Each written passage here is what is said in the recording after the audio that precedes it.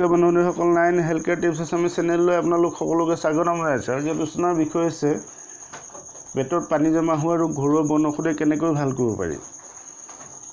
সাধাৰণতে আমাৰ দেহত ভিটামিন বি কমপ্লেক্সৰ অভাৱ হ'লেও এই ৰোগ হ'ব পাৰে আৰু লিভাৰৰ সমস্যা, হাৰ্টৰ ৰোগ, টিবি ৰোগ হ'লেও এই ৰোগ হ'ব পাৰে। এই ৰোগৰ লক্ষণসমূহ হৈছে পেটত পানী জমা হয়, পেট, হাত, ভৰি আদি ফুলি উঠে, পেচাব কম হ'ব পাৰে, খোৱা বোৱাত অৰুচি হয় আৰু উশাহ লোৱাত কষ্ট হ'ব পাৰে।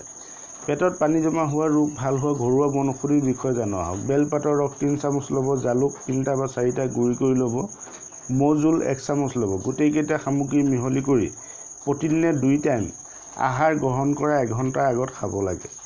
এই ঔষধটো 30 দিন ব্যৱহাৰ কৰিলে আপুনি সুফল পাব। 2 নম্বৰটো হৈছে গাজৰ জুচ 1 কাপ বনাই কুহুমীয়া গৰম কৰি ল'ব, মৌজোল 3 চামুচ ল'ব।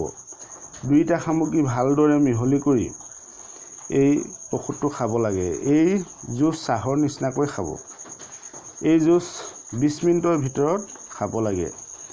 এই জুচ 3 ঘণ্টা বা 4 ঘণ্টাৰ মূৰে মূৰে খাব।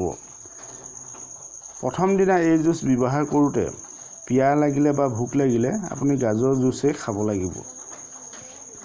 পানী বা ভাত খাব নোৱাৰিব। লেট্ৰিন পেচাব খোলোচা নোহোৱালৈকে এই ঔষধটো এই ভিডিঅ'ত দিয়া নিয়মমতে ব্যৱহাৰ কৰিব। এই ঔষধটো 30 দিন ব্যৱহাৰ কৰিলে যদি আৰোগ্য নহয় আৰু 15 দিন এই ঔষধ খাব। বাছি খাব লগাবিলাক হৈছে চব্জিত তেল নাখাব, বইল ভাত খাব, মছলা, টেঙা, জ্বলা, নিমখ কম পৰিমাণে খাব, মাহজাতীয় খাদ্য নাখাব। শেষত আপোনালোকৰ যিসকলে মোৰ চেনেলটো এতিয়ালৈকে ছাবস্ক্ৰাইব কৰা নাই, ছাবস্ক্ৰাইব কৰিব, লাইক কৰিব, শ্বেয়াৰ কৰিব আৰু কমেণ্ট কৰিব। আৰু ফেচবুকত চাই থকাসকলে লাইক কৰিবলৈ নাপাহৰিব। আজিলৈ ইমানেই, ধন্যবাদ।